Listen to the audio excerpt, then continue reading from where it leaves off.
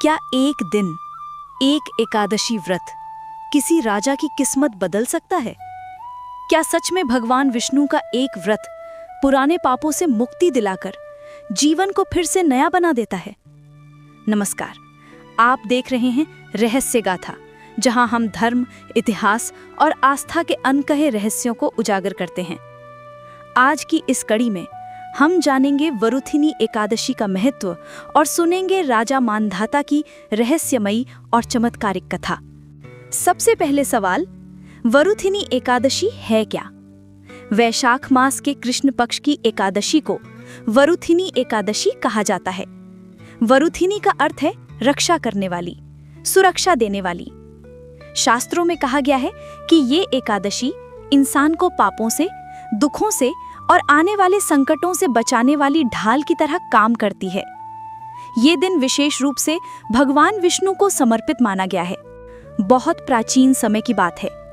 हिमालय की वादियों के बीच बसा था एक शांत, समृद्ध और सुंदर राज्य।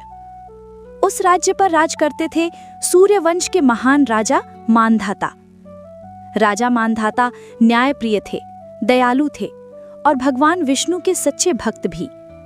परंतु हर महान जीवन की तरह उनकी जिंदगी में भी एक ऐसा मोड़ आने वाला था जो सब कुछ बदल देने वाला था। एक दिन राजा अकेले ही शिकार के लिए जंगल में निकल पड़े। जंगल घना था, ऊंचे ऊंचे पेड़, चारों तरफ फैली हरियाली, दूर से आती पक्षियों की आवाज। कुछ देर चलने के बाद राजा एक शांत नदी के किनारे बैठ गए। उन्होंने अपने मुकुट को उतारकर पास रखा, हाथों से ठंडा पानी लिया और गहरी सांस भरते हुए प्रकृति को निहारने लगे। लेकिन उसी जंगल में उन्हें देख रही थी एक खतरनाक नजर। नदी के पास छिपकर बैठा था एक क्रूर जंगली भालू। अचानक बिना किसी चेतावनी के वह राजा पर झपटा। राजा ने तलवार उठाने की कोशिश की, पर भालू ने उनके एक पैर पर भयंकर चोट कर दी। खून बहने लगा, धड़कन तेज होने लगी और राजा का शरीर कमजोर पड़ने लगा। उनके सैनिक किसी तरह उन्हें बचाकर पास के एक शांत ऋषि आश्रम तक ले गए। आश्रम में बैठे थे एक तेजस्वी, शांत और ज्ञानवान महर्षि। राजा को देखकर वे बोले, राजन, ये केवल शरीर की चोट नहीं है, ये तुम्हारे पिछले कर्मों का परिणाम है। दर्द में डूबे राजा मांधाता ने कंपाती आवाज में पूछा, गुरुदेव, यदि ये कर्मों का फल है तो क्या इससे मुक्ति का कोई मार्ग है? ऋषि ने नेत्र मूंदे, कुछ क्षण ध्यान किया और फिर बोले, हाँ राजन, मार्ग है। वैशाख मास के कृष्ण पक्ष की वरुथिनी एकादशी का व्रत रखो। इस दिन भगवान विष्णु की विधि विधान से पूजा करो। व्रत, दान और जप के द्वारा अपने पापों के प्रायश्चित की प्रार्थना करो। इस एकादशी के प्रभाव से न केवल तुम्हारी ये शारीरिक पीड़ा, बल्कि तुम्हारे कई जन्मों के पाप भी क्षीण हो सकते हैं। राजा ने वहीं बैठकर प्रण लिया, गुरुदेव, मैं वरुथिनी एकादशी का व्रत अवश्य करूंगा। समय बीतता गया और अंततः वह पावन दिन आ पहुंचा, वरुथिनी एकादशी। सुबह सुबह राजा मांधाता ने स्नान किया, शुद्ध वस्त्र धारण किए और भगवान विष्णु की मूर्ति के सामने घी का दीपक जलाया।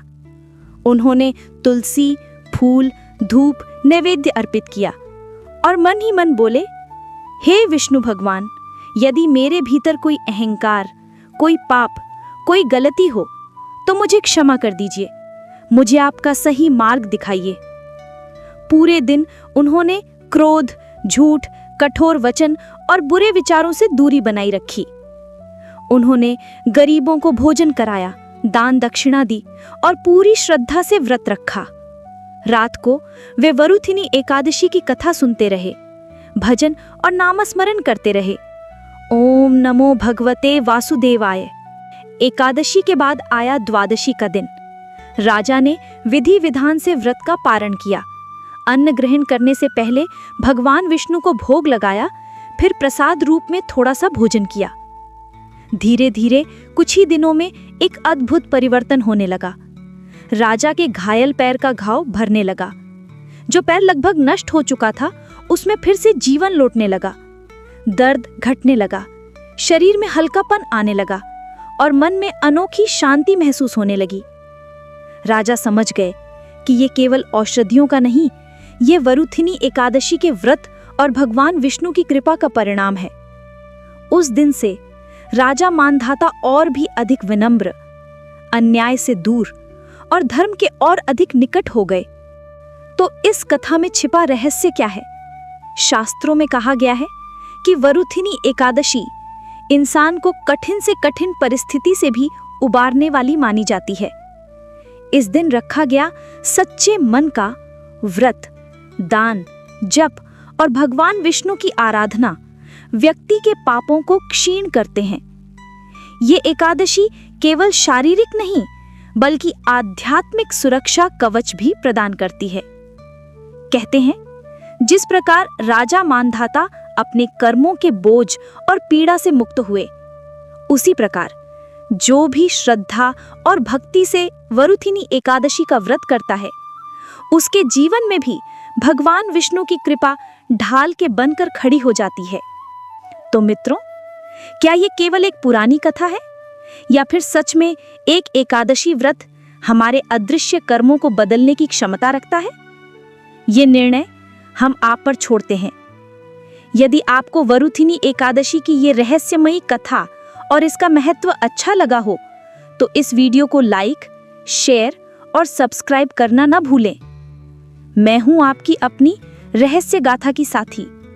फिर मिलेंगे धर्म, इतिहास और आध्यात्मिक रहस्यों की एक नई कड़ी के साथ। जय श्री विष्णु, जय श्री हरि।